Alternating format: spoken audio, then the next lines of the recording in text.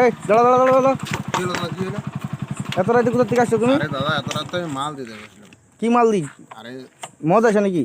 আরে দাদা আমি ফেরি কোথায়? ব্যবসা করি। ঠিক আছে, আমি ফেরি ব্যবসা করি। কিসের ফেরি?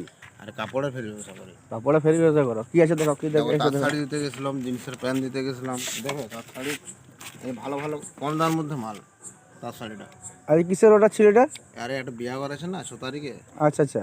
তার মাল। এই জিন্সের এই তাঁত শাড়ি। হুম। আরে নিয়ে গেছিলাম 10 পিস, তার 2 পিস ঘুরে এসেছে। জিন্সের প্যান্ট, ঠিক আছে।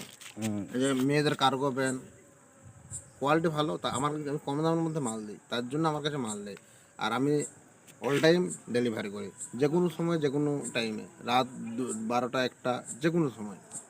তাহলেও রাত্রেবেলা তো এই যে একা আসছো গাড়ি নিয়ে, সেটা তো অসুবিধা না? না এবারে ব্যাপারটা, আমাকে তো মানুষ চিনে না, মানে অসুবিধা কিছু নেই। জানে ছেলেটা ব্যবসা করে খায়, কোনো অসুবিধা কিছু নেই। আমি চোর নেই, বুঝতে পারছো দাদা?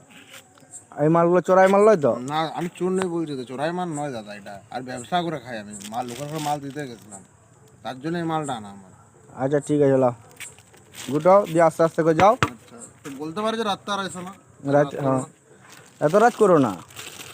কি করবো দাদা বলো? 12টা 1টা বাজছে। আর ব্যাপারটা ওটা নয়, ব্যাপারটা কি, লোক রাত্রে 12টার সময় ডাকলে তো আমি কি করবো, বাধ্য তো যেতে, করার তো কিছু নেই আমার। আচ্ছা ঠিক আছে, টুকটুক করে যাও।